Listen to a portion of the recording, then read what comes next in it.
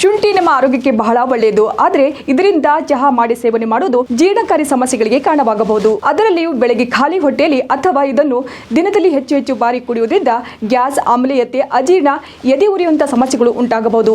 ಈಗಾಗಲೇ ತಾಪಮಾನ ಹೆಚ್ಚಾಗಿರುವುದರಿಂದ ಶುಂಠಿ ಚಹಾ ಈ ಸಮಯಕ್ಕೆ ಒಳ್ಳೆಯದಲ್ಲ.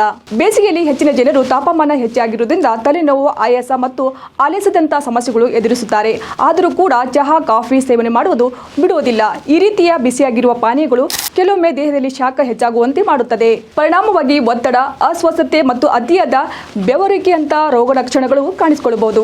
ಇಂಥ ಸಮಸ್ಯೆಗಳು ವಯಸ್ಸಾದವರು, ಚಿಕ್ಕ ಮಕ್ಕಳು ಮತ್ತು ದೇಹ ಸ್ವಲ್ಪ ತೆಳ್ಳಗಿರುವವರಲ್ಲಿ ಹೆಚ್ಚಾಗಿ ಕಂಡುಬರುತ್ತದೆ. ಹಾಗಾಗಿ ಈ ಮಾಸದಲ್ಲಿ ಸಾಧ್ಯವಾದಷ್ಟು ದೇಹವನ್ನು ತಂಪಾಗಿಡುವುದು ಅವಶ್ಯಕ. ಆದ ಕಾರಣ ಚಹಾ, ಕಾಫಿ, ಅದರಲ್ಲಿಯೂ ಶುಂಠಿ ಚಹಾದ ಬಳಕೆ ಕಡಿಮೆ ಮಾಡುವುದು ಸೂಕ್ತ ಎಂದು ತಜ್ಞರು ಹೇಳುತ್ತಾರೆ. ಆದರೆ ಇದರ ಸೇವನೆ ಮಾಡುವುದರಿಂದ ಯಾವ ರೀತಿಯ ತೊಂದರೆ ಆಗುತ್ತದೆ, ಬೇಸಿಗೆಯಲ್ಲಿ ಯಾಕೆ ಸೇವನೆ ಮಾಡಬಾರದು ಎಂಬುದು ತಿಳಿದುಕೊಳ್ಳಿ. ಶುಂಠಿ ನಮ್ಮ ಆರೋಗ್ಯಕ್ಕೆ ಬಹಳ ಒಳ್ಳೆಯದು. ಆದರೆ ಇದರಿಂದ ಚಹಾ ಮಾಡಿ ಸೇವನೆ ಮಾಡುವುದು ಜೀರ್ಣಕಾರಿ ಸಮಸ್ಯೆಗಳಿಗೆ ಕಾರಣವಾಗಬಹುದು. ಅದರಲ್ಲಿಯೂ ಬೆಳಗ್ಗೆ ಖಾಲಿ ಹೊಟ್ಟೆಯಲ್ಲಿ ಅಥವಾ ಇದನ್ನು ದಿನದಲ್ಲಿ ಹೆಚ್ಚು ಹೆಚ್ಚು ಬಾರಿ ಕುಡಿಯುವುದರಿಂದ ಗ್ಯಾಸ್, ಆಮ್ಲೀಯತೆ, ಅಜೀರ್ಣ, ಎದುರಿರುವಂತಹ ಸಮಸ್ಯೆಗಳು ಉಂಟಾಗಬಹುದು. ಈಗಾಗಲೇ ತಾಪಮಾನ ಹೆಚ್ಚಾಗಿರುವುದರಿಂದ ಶುಂಠಿ ಚಹಾ ಈ ಸಮಯದಲ್ಲಿ ಒಳ್ಳೆಯದಲ್ಲ.